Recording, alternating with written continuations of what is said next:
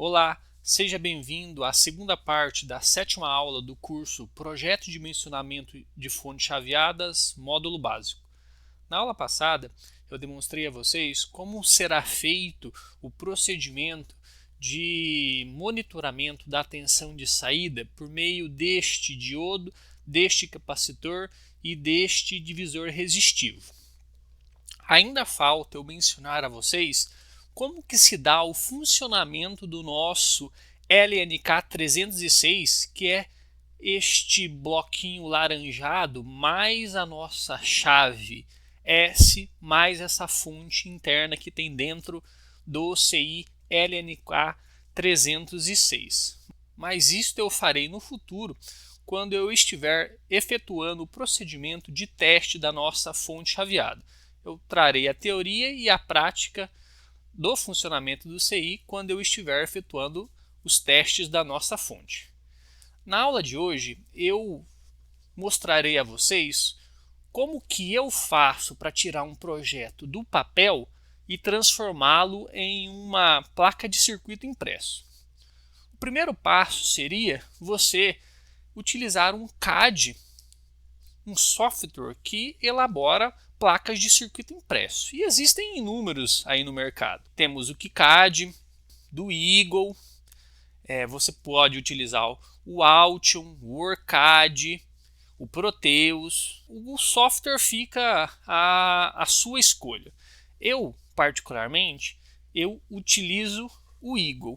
Então, a partir deste esquemático e das escolhas dos elementos, eu transformei este cara aqui num arquivo esquemático do Eagle. Então aqui na entrada nós temos um borne, tipo KRE, que são aqueles bornes azuisinhos aparafusados. Temos o fusível, aqui temos o varistor, termistor, a ponte retificadora, o filtro capacitivo depois da ponte retificadora. Aqui eu tenho o nosso CI, o LNK306, o capacitor de bypass que é necessário. Aqui nós temos o divisor resistivo. Como eu mencionei na aula passada, eu optei por inserir um potenciômetro que nos permitirá termos uma tensão com um ajuste fino aqui na saída, no nosso 15 volts ou num valor inferior conforme você modificar o valor desta resistência. Nós temos aquele capacitor CO100, o nosso diodo DO100, o nosso indutor que nós projetamos e construímos, conforme você pode acessar aí no card acima. Nós temos o nosso capacitor de saída, um fusível, e eu inseri aqui para sinalizar o funcionamento um resistor e um LED, e aqui o nosso borne de saída. Eu inseri também estes caras aqui, tanto na entrada quanto na saída, porque nós poderemos, caso você queira, utilizar esta fonte no nosso segundo projeto, ou seja, na nossa segunda fonte chaveada, nós trabalharemos com uma potência bem mais elevada, 120 watts, esta aqui é apenas de 5 watts, e esta fonte, será a nossa fonte auxiliar da nossa fonte chaveada principal do nosso próximo projeto. Então, para fixar esta placa na próxima placa, eu inseri estes caras aqui, que corresponde a estas barras aqui. Então, a gente vai soldar ela ao contrário do que está aqui, com os terminais para baixo. Aí a gente vai espetar na nossa segunda placa estes caras num fêmea correspondente a este cara aqui, dois desses apenas. Mas vocês verão no futuro. Então, depois que eu elaborei o esquemático aqui nessa página, eu gerei um outro arquivo que é correspondente de fato à nossa PCB. Então aqui eu disposicionei os componentes da forma com que você está enxergando aí, tracei as trilhas, criei os polígonos e daqui eu fiz o procedimento, uma vez que eu havia terminado as minhas trilhas, eu gerei o arquivo para impressão. Então, desabilitei o top do 19 até o 50, deixei apenas ali 16, 17, 18 e 20, top, os pads, que são as nossas ilhas, e as vias, que são esses furos aqui para a fixação de um espaçador. E a dimensão, que seria o meu arquivo de corte ou a minha borda da placa. E a partir deste cara aqui, eu gerei um arquivo, o qual eu imprimi numa impressora toner, num papel fotográfico ou num papel colchê, fica a seu critério. O método que eu mostrarei a seguir corresponde aí a uma impressão feita num papel fotográfico. Deste cara, então, para aproveitar a impressão, eu criei um arquivo com mais placas que eu irei fazer no futuro, né? Então eu gerei este arquivo aqui. A nossa placa corresponde a estes dois desenhos aqui. Eu nunca imprimo somente um desenho, né? Se acaso na primeira passagem das trilhas para a placa der errado, eu utilizo a segunda. Então, como eu disse, eu peguei este arquivo e imprimi numa impressora toner, tal como eu vou mostrar a seguir. Então, aqui está a minha folha utilizada na impressão. Eu já cortei aqui a nossa placa, conforme vocês podem ver. Essa placa não, né? A nossa folha, que será transferida para a nossa placa de circuito impresso. Ficou assim o resultado. Eu sempre imprimo também uma versão numa folha sulfite ou chamex, né? Conforme você pode ver aqui, ó.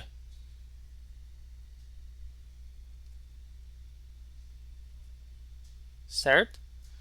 Também cortei ela e eu a utilizei, certo? Para aqui efetuar o corte da placa de circuito impresso que a gente irá utilizar para construir aí a nossa primeira fonte, certo? Por quê? Porque você manipula com a mão, né, e a gordura da sua mão, se fosse entrar em contato com este cara aqui, aí você teria uma transferência, um resultado muito pior por conta da gordura acumulada. Então eu imprimo num chamex normal, né, e manipulo aqui, coloco na placa, meço, marco, né, manipulo de forma a se estragar, estraga esse cara aqui. Então, como que eu faço? Primeiro passo é, primeiro, cortar, né? Eu cortei o meu desenho correspondente, cortei a minha placa, e o passo seguinte é passar um bombril, somente um bombril ou um bombril com detergente, também seria uma boa opção. Eu irei passar somente o bombril, que é o que eu tenho aqui no momento. Então, você pega um bombril, esfrega bem forte na placa. Veja só a diferença. Perceba a grande diferença da onde você passa o bombril, da onde você não passa o bombril, né? Então você passa bem forte, bem firme, e evite colocar o dedo, né, para que ele não faça essas marcas aqui, ó, de gordura. Isso atrapalha a passagem do desenho do papel fotográfico para a placa. Então esfregue bem, né? E não fique tocando na superfície que você já passou o bombril, correto? Então este foi o resultado obtido.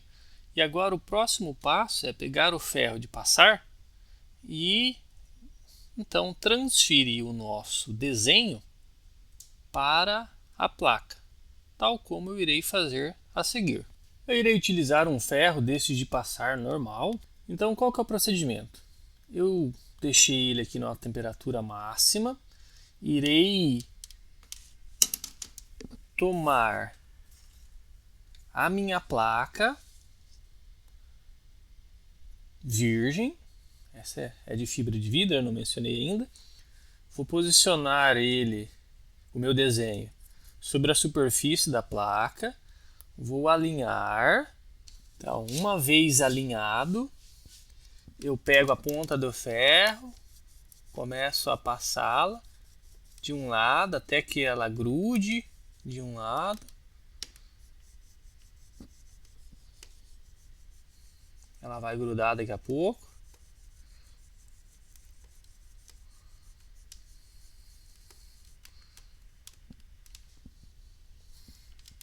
Se você esfregar assim, ele gruda mais rápido e fica melhor a transferência.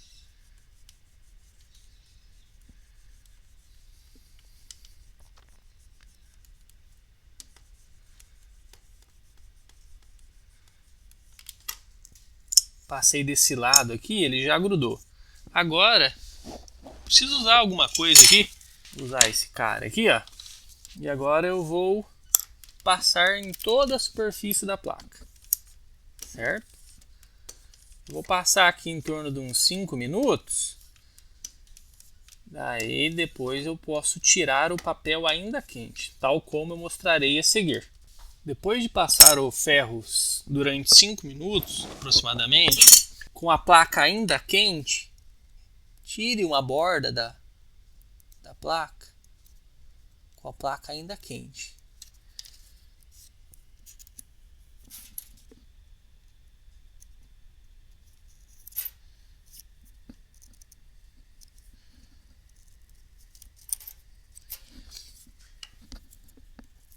E comece a puxar o papel, tal como eu estou fazendo aqui, ó.